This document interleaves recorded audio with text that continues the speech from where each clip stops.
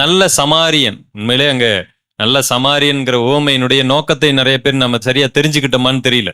ஒருவன் ஆண்டவரிடத்துல போனா நான் என்ன செய்யணும்னு கேள்வி கேட்கும் பொழுது, நீ பிறனிடத்துல எப்படி இரு, அன்பாரு, பிறனுக்கு உதவி செய் என்று சொன்னவனே, யாரு பிறன், எனக்கு அடுத்தவன் யாரு, அப்படியா உனக்கு தெரியாதா, இப்ப நான் சொல்லி தர்றேன், நீயே தெரிஞ்சுக்க யாரு. ஒருத்தன் குற்றியரும் கொலையுருமாய் அடிபட்டு கிடக்கிறான். அங்க ஒருவர் கழுதையில போய் கொண்டிருக்கிறார். அதற்கு முன்னாடி லேவியன் ஒருத்தன் போனா பார்க்கல, ஆசாரியன் ஒருத்தர் போகும் பொழுது அவரை கண்டுக்கவில்லை. ஆனால் சமாரியன் ஒருவர் போகிறார். அவர் பார்த்துட்டு அந்த அடிபட்டவனை தன்னுடைய வண்டியில ஏத்திக்கிட்டு, கழுதையின் மேல ஏத்தி கொண்டு அங்கே போய் அவனுக்கு காயம் கட்டுகிறார். அதற்கான செலவை கொடுக்கிறார், சத்திரத்திலே சேர்க்கிறார். ஒருவேளை இன்னும் அதிகமாக வந்துச்சுன்னா நான் திரும்பி வரும் பொழுது நான் கொடுக்கிறேன் என்று சொல்லுகிறார். ஆண்டவர் சொல்லக்கூடிய அந்த ஓமையினுடைய நோக்கம், இப்ப இந்த பிறன் அப்படிங்கிறது யாருங்கிற அங்கே ஒரு கேள்வியையும் வைத்த உடனே அங்க தெளிவா பதில் சொன்னாங்க. அந்த உதவி செய்து அந்த சமாரியன்னு கூட அவங்க சொல்லல. அந்த அளவுக்கு சமாரியர் மேல அவ்வளவு கோபம் அவங்களுக்கு. அந்த உதவி செய்தவர். சரி, முன்னாடி போனவங்க ஏன் உதவி செய்யல? அவங்க மதவாதிகள். சமாரியாவிலிருந்து இப்படி நேரா எருசலேமுக்கு போக முடியும். இந்த மதவாதிகள் என்ன செய்யறாங்க? எருசலேம் தேவாலயத்திற்கு போறாங்க. ஆசாரியன் போகும் பொழுது ஒருத்தன் அடிபட்டு கிடக்கிறான். அப்ப ஒண்ணு இவனை கவனிச்சா எங்க போக முடியாது, தேவாலயம் போக முடியாது. ஒருவேளை இவன் செத்து போயிட்டான்னா அன்னைக்கு முழுவதுமே இவர் ஆசாரிய பணி செய்ய முடியாது.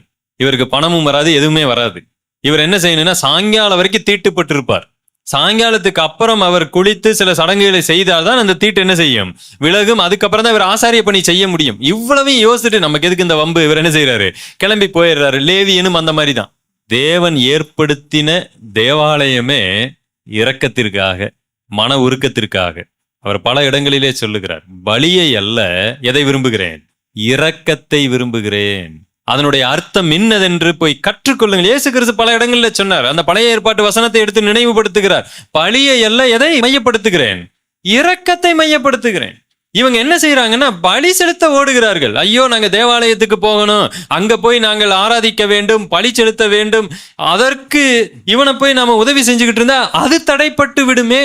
ஆண்டவர் என்ன சொல்லுகிறார்? நான் பலியை அல்ல எதை விரும்புகிறேன், இரக்கத்தை விரும்புகிறேன்.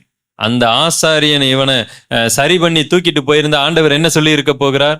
பரவாயில்ல, நல்ல காரியம் செய்தா என்றுதான் சொல்லி இருப்பார். இன்றைக்கு கூட நாம சடங்கு, மத சடங்கின் அடிப்படையில நாம இந்த சபைக்குள் வர முடியும். நிறைய பேர் பாத்தீங்கன்னா ஏழைகளுக்கு உதவ மாட்டார்கள். ஆனால் கோவில் உண்டியல் என்று சொன்னால் விழுந்தடித்து கொண்டு போட்டு விடுவார்கள்.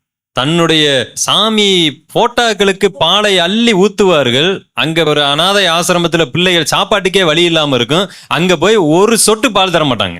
கிறிஸ்தவர்களையும் சொல்லுகிறேன், மற்ற எல்லா மத மக்களையும் தான் நான் சொல்லுகிறேன். எல்லா இடத்துலயும் இந்த பிரச்சனை இருக்கிறது.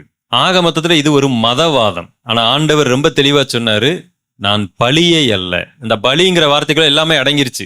இன்னைக்கு சாமிக்கு செய்யக்கூடிய எல்லாம் அடங்கி விட்டது. அதுக்கு நீங்க நல்ல ட்ரெஸ் போட்டு விடுறதும், தேர்ல தூக்கிக்கிட்டு சுத்துறதும், மாதா கொலைய அப்படியே நல்ல பெயிண்ட் அடிச்சு அப்படியே எவ்வளவு இதா வைக்கிறது, இது எல்லாமே பாத்தீங்கன்னா தேவன் விரும்பவில்லை. இன்னைக்கு அவ்வளவு லட்சக்கணக்கான பணத்தை இதற்காக செலவழித்து கொண்டு இருக்கிறார்கள். எந்த பிரயோஜனமும் இல்லை. ஆண்டவர் சொல்லுகிறார், அன்றைக்கு யூதர்களை பார்த்து பலியை அல்ல இரக்கத்தை விரும்புகிறேன். இன்னைக்கு சபை போதவர்களே என்ன சொல்ல ஆரம்பிச்சுட்டாங்கன்னா, ஏழைகளுக்கு கொடுப்பது வேறு, ஆண்டவருக்கு கொடுப்பது வேறுன்னு போதிக்க ஆரம்பிச்சுட்டாங்க. எவ்வளவு துணிகரமான ஒரு ஏமாற்றுத்தனம் நான் சொல்றேன். சபைகளுக்கு நம்ம கொடுக்க வேணாம்னு சொல்ல, நம்ம சபைக்கே நிறைய தேவைகள் இருக்கிறது. அந்த தேவைகளை நீங்கள் தயவு செய்து என்ன செய்யுங்க, சந்திங்கன்னு தான் நம்ம சொல்றோம். இப்ப வாடகை அதிகமாக இருக்கிறது, வாடகை கட்ட சிரமப்பட்டு இருக்கிறோம். கரண்ட் பில் எல்லாம் சேர்ந்தா கிட்டத்தட்ட 26,000க்கு மேல வந்துருது நமக்கு.